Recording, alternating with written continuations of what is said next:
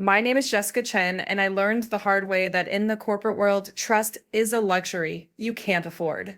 I'm 34 years old now, but when this story begins, I was 28, ambitious, brilliant, and fatally naive. They say revenge is a dish best served cold, but I've discovered it's more like a chess game played in the shadows, where every move must be calculated years in advance. I grew up in San Francisco, the daughter of immigrant parents who sacrificed everything for my education. My mother cleaned office buildings at night while my father worked double shifts at a manufacturing plant.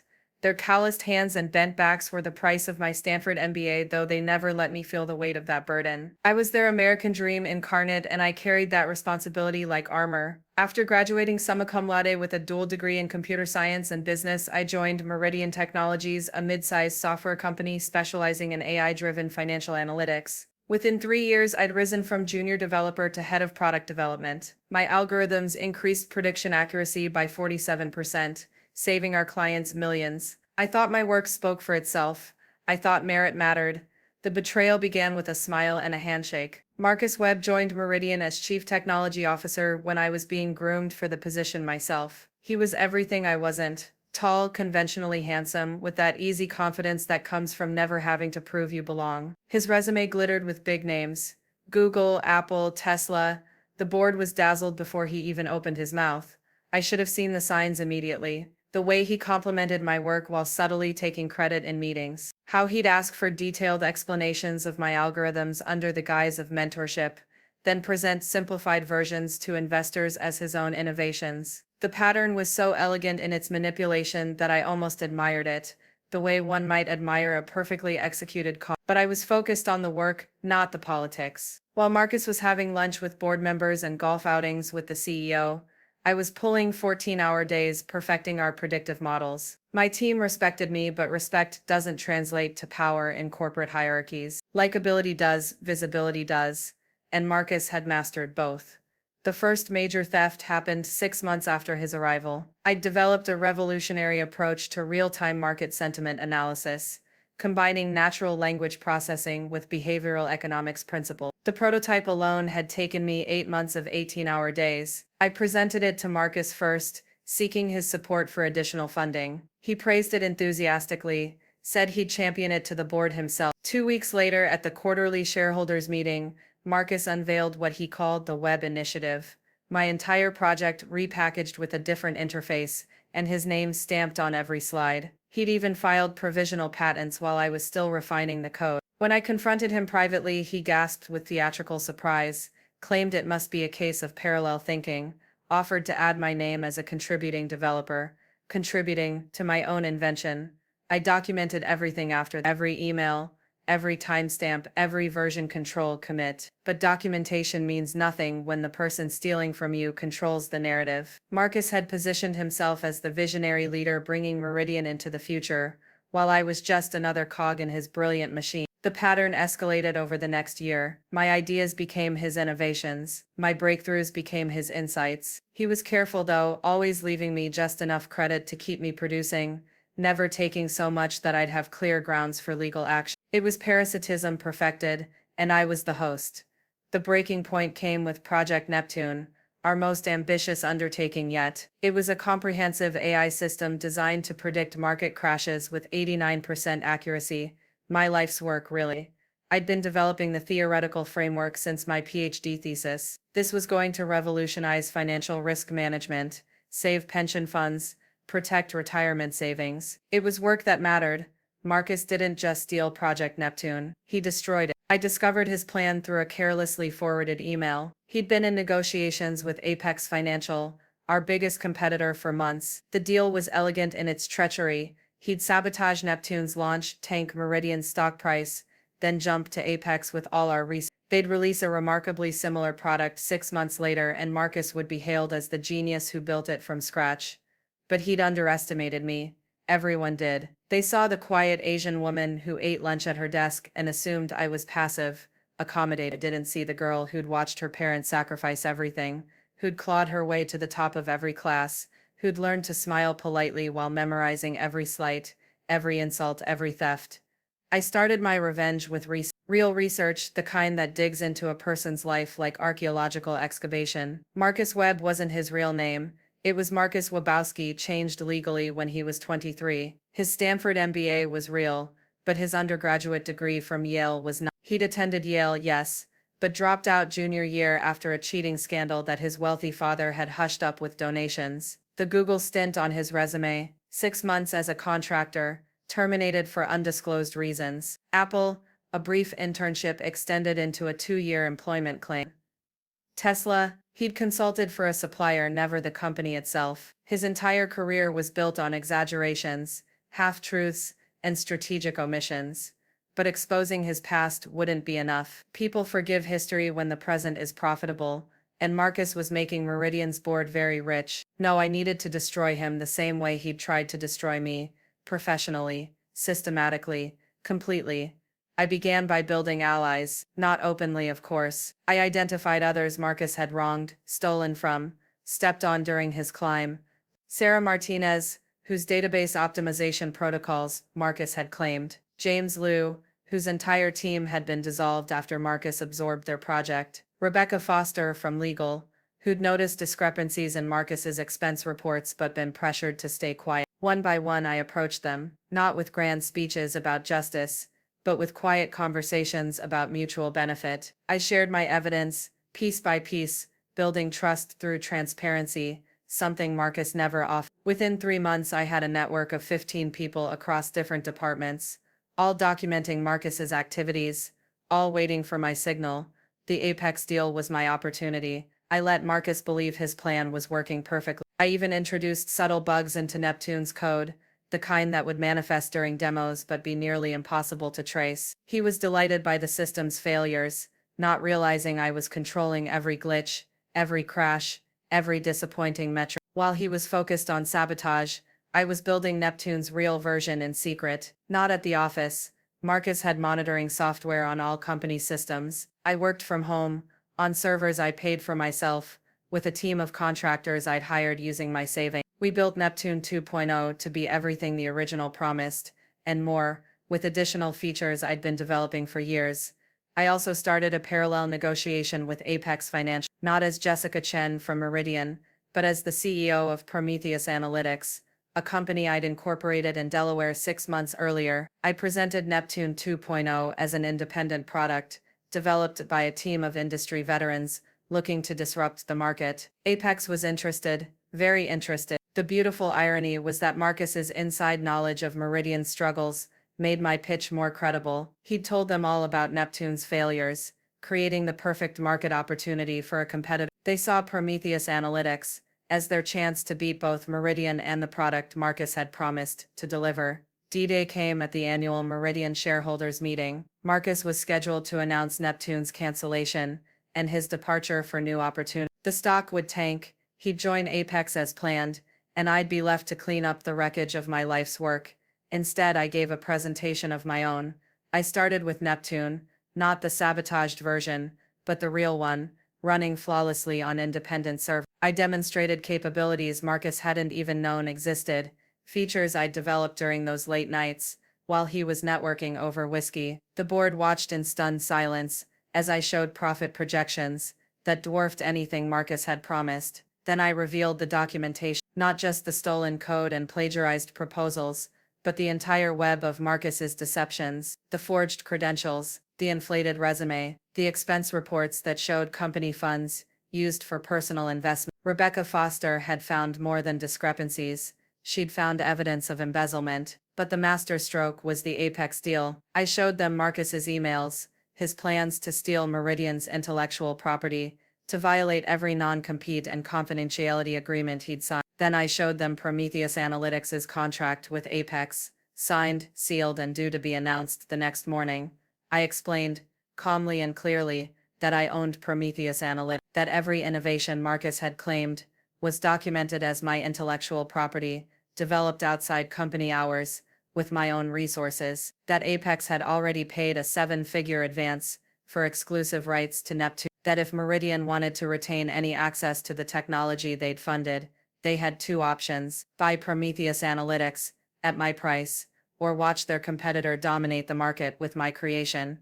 The room erupted. Board members shouted over each other. Marcus's face cycled through confusion, rage, and finally understanding. He'd been outmaneuvered at his own game, and we both knew it.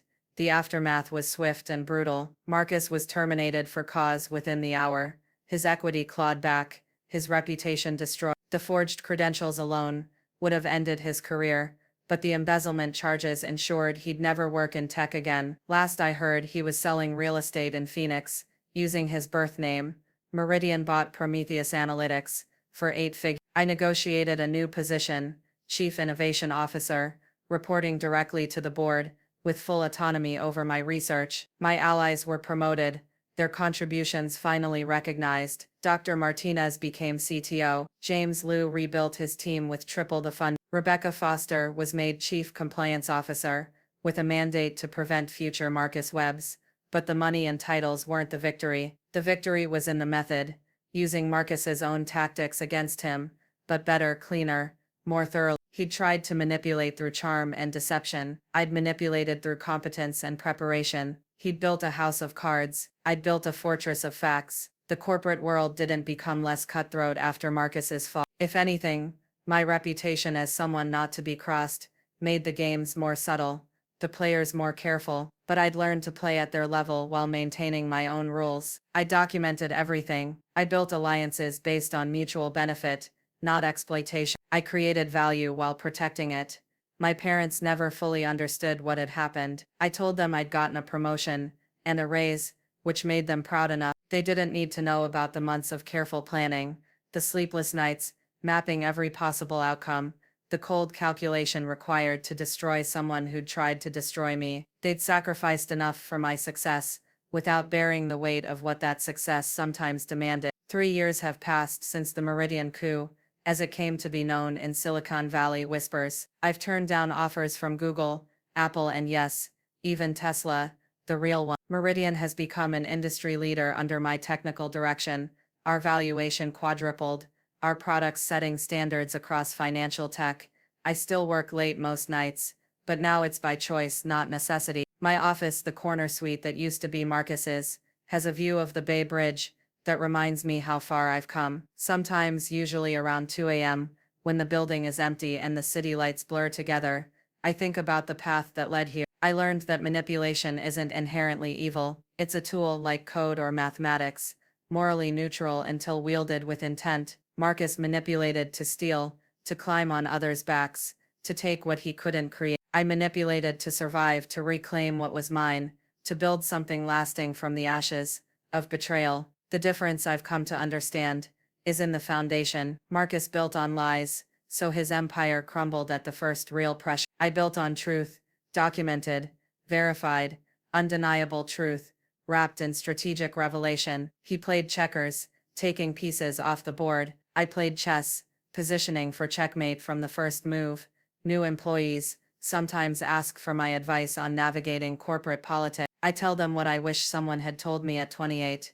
Document everything, build real value, choose your allies carefully, and never mistake kindness for weakness. The ones who listen tend to do well, the ones who don't tend to become cautionary tales. There's a peculiar satisfaction in being underestimated. It's like having a hidden superpower, a secret weapon no one knows to defend against. Marcus saw a quiet, hard-working woman, and thought easy target. He never considered that quiet observation is more powerful than loud proclamation, that hard work creates expertise that can't be faked, that being underestimated is the greatest strategic advantage in corporate warfare. But perhaps the most important lesson I learned is about revenge itself. It's not about anger or hatred.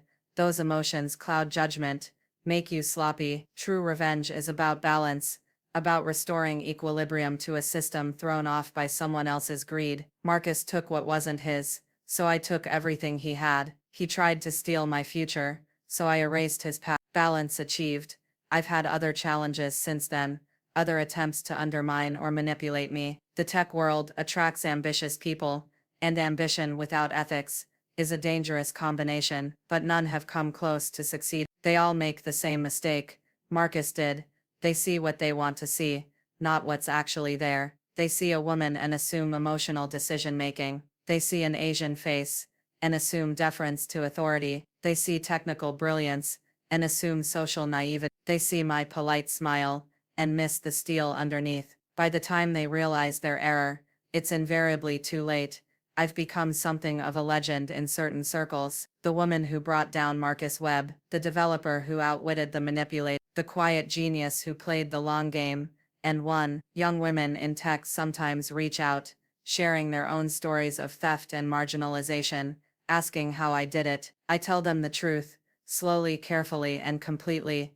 Every detail matters in manipulation. The timing of revelations, the order of operations, the psychological pressure points, unique to each target. Marcus's ego was his weakness. He needed to be seen as the smartest person in the room, which made him blind to anyone actually smarter. That blindness was the opening I needed. But I also warned them that revenge, even justified, comes with a cost. I'm respected now, feared even, but rarely liked. People are careful around me, measuring their words, wondering what I'm documenting, what I'm planning. Success through manipulation, even defensive manipulation, creates a certain isolation. It's a price I was willing to pay, but not everyone would make the same choice. The other cost is vigilance. Once you've shown you can play the game at the highest level, everyone assumes you're always playing. Every kindness is scrutinized for ulterior motives. Every strategic decision is analyzed for hidden agendas. I've become, in many ways, what I fought against, a corporate player, whose every move is calculated. The difference, I tell myself, is in the end. I use my position to mentor young developers, especially women and minorities, who face the same dismissive attitudes I once did. I've instituted transparent promotion policies at Meridian, clear documentation requirements, and whistleblower protections that actually work. I've tried to create the company I wished I'd joined at 28, one where merit actually matters, where ideas can't be stolen with impunity, where the Marcus Webbs of the world can't thrive. It's not perfect, no system is when humans are involved, but it's better, and that's all any of us can really strive for, to leave our corner of the world a little better than we found it. Sometimes I wonder what would have happened if Marcus had been legitimate, if he'd been the brilliant leader he pretended to be. Would we have worked well together? Could my technical skills and his supposed business acumen have created something remarkable? But that's like wondering what would have happened if the snake in the garden had been a butterfly. Marcus was what he was, a parasite dressed in an expensive suit, and wondering about alternate realities doesn't change the one we lived. I've kept tabs on him, of course, not actively stalking, just aware. He tried to reinvent himself several times after leaving Meridian, started a blockchain company that folded within 6 months, attempted to launch a consulting firm that never landed a single major client. The real estate career in Phoenix lasted 2 years before complaints about misrepresentation caught up with him there too. Last I heard, he was teaching business communications at a community college in Nevada. There's a certain poetic justice in that. The man who built a career on false communication, now teaching others how to communicate properly. I like to think he's actually good at it, that losing everything taught him the value of truth, but probably not. Leopards and spots and all that. My own career has flourished beyond anything I imagined in those dark days of plotting revenge. The innovations I've led at Meridian have revolutionized financial analytics. Neptune, the real Neptune, has prevented 3 major market corrections from becoming full-blown crashes. The pension funds and retirement accounts I wanted to protect are safer because of my work. That matters more than any corporate title or salary figure. I've also learned to separate Jessica Chen, the person, from Jessica Chen, the corporate weapon. At work, I'm still the calculating strategist who destroyed Marcus Webb. But outside the office, I've built a life that has nothing to do with manipulation or corporate politics. I volunteer teaching coding to underprivileged kids on weekends. I've watched some of them go from barely understanding variables to building their own app. Their success is pure, untainted by the games adults play. When 12-year-old Maria shows me the game she programmed, her pride isn't strategic or calculated, it's real. That reminds me why I fell in love with technology in the first place, before I learned it could be stolen. I've even attempted dating again, though it's complicated when your reputation precedes you. The first few men I went out with had clearly Googled me, knew about the Meridian coup, and spent entire dinners either trying to impress me with their own corporate war stories, or nervously avoiding any topic that might reveal their own professional ambitions. It was exhausting. Then I met Dave. He's a chef who owns a small restaurant in the Mission District. He knew nothing about tech, cared less about corporate politics, and thought AI was something from science fiction movies. Our first date, he asked what I did for a living, and when I said I worked in software, he just nodded and asked if I enjoyed it. No follow-up questions about stock options or company valuations. He was more interested in whether I'd ever tried making pasta from scratch. It's been 2 years now. He still doesn't fully understand what I do at Meridian, though he's proud when I tell him about breakthroughs or successes. He sees the tech industry as an alien world, full of unnecessary drama, which isn't entirely in his world. Success is measured in satisfied customers and perfect risottos, not market share and patent filings. David knows about Marcus, of course. I told him the whole story one night over wine, expecting judgment or concern. Instead, he laughed and said it sounded like I'd been playing corporate Game of Thrones. When I asked if it bothered him that I'd been so calculating, he shrugged and said everyone has to protect themselves somehow. In his industry, it's health inspections and Yelp reviews. In mine, it's documentation and strategic planning.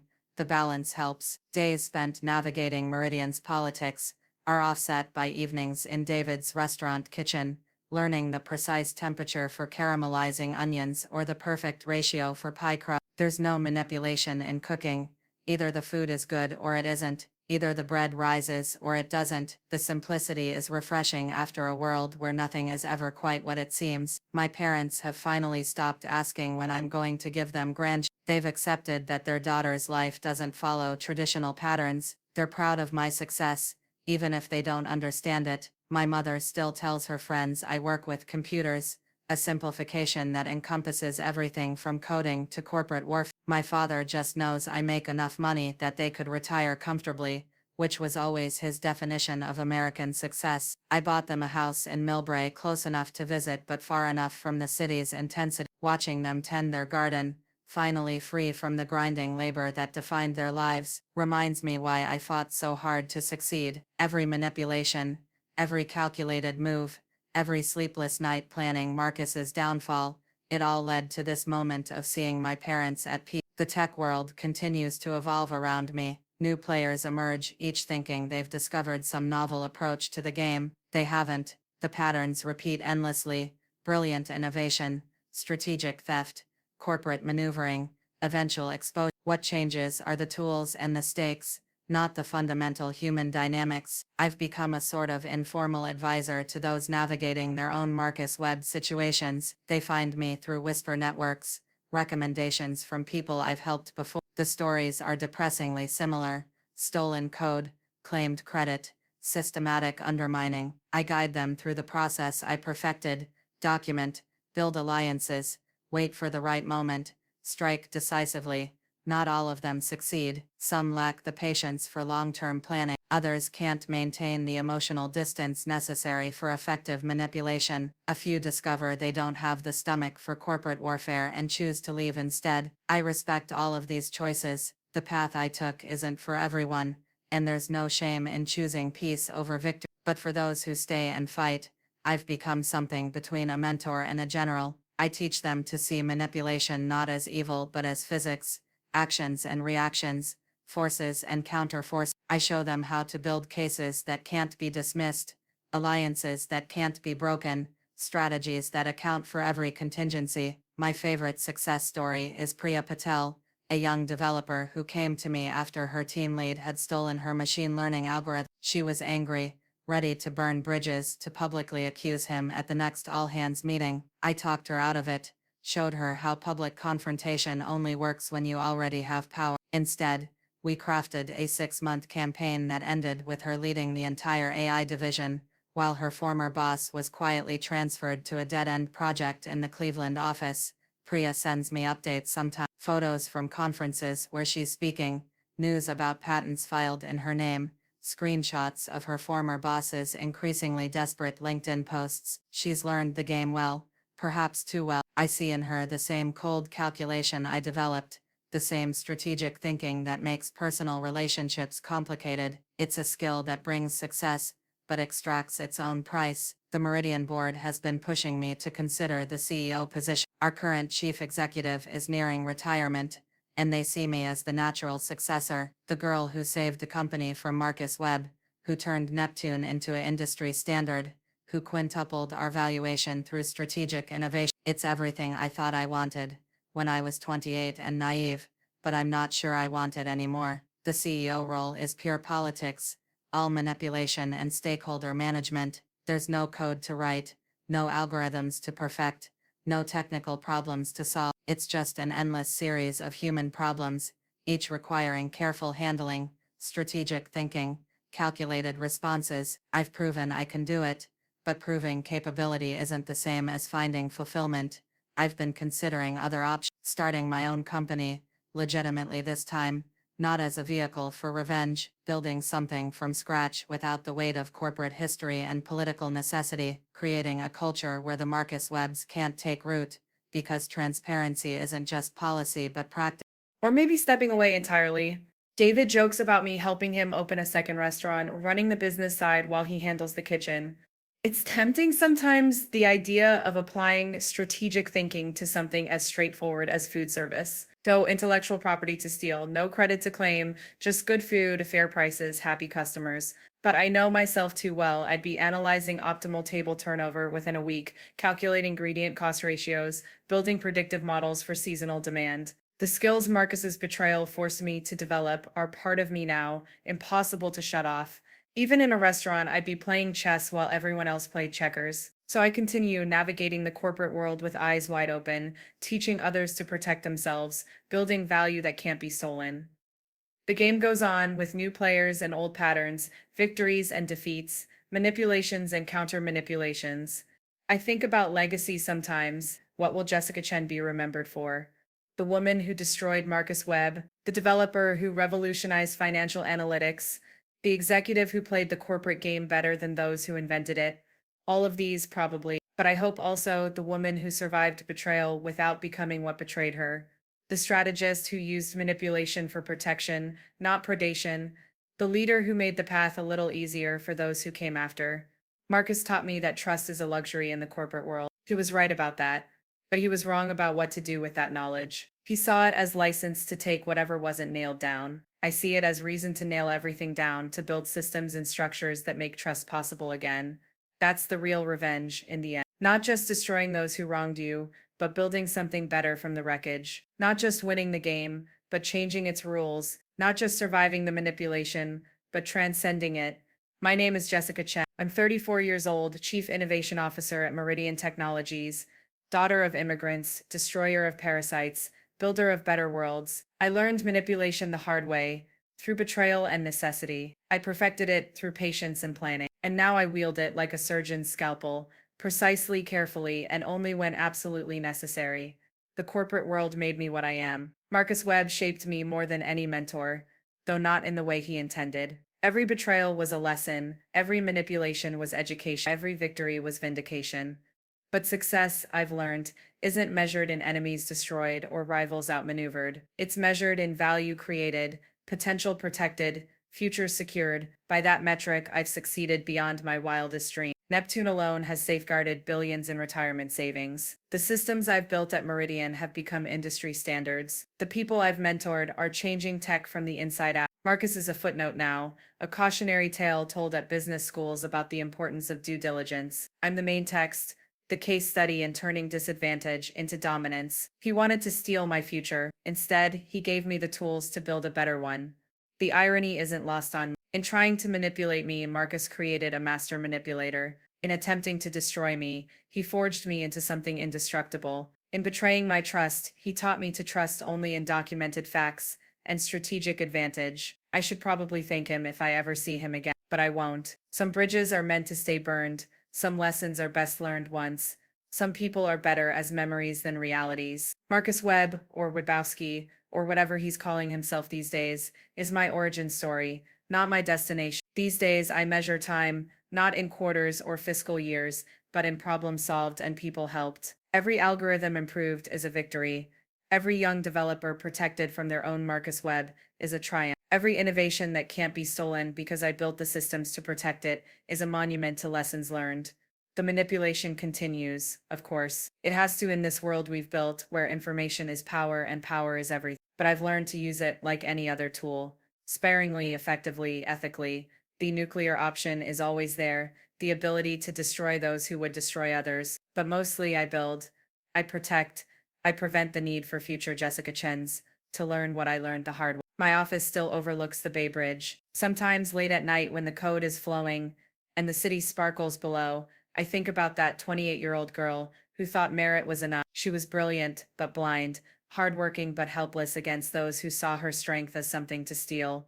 I don't pity her. She became me after all. Every betrayal, every late night plotting revenge, every careful manipulation led here, to this office, this view, this life, where I control my own destiny and help others control theirs. The price was high, but the purchase was worth it.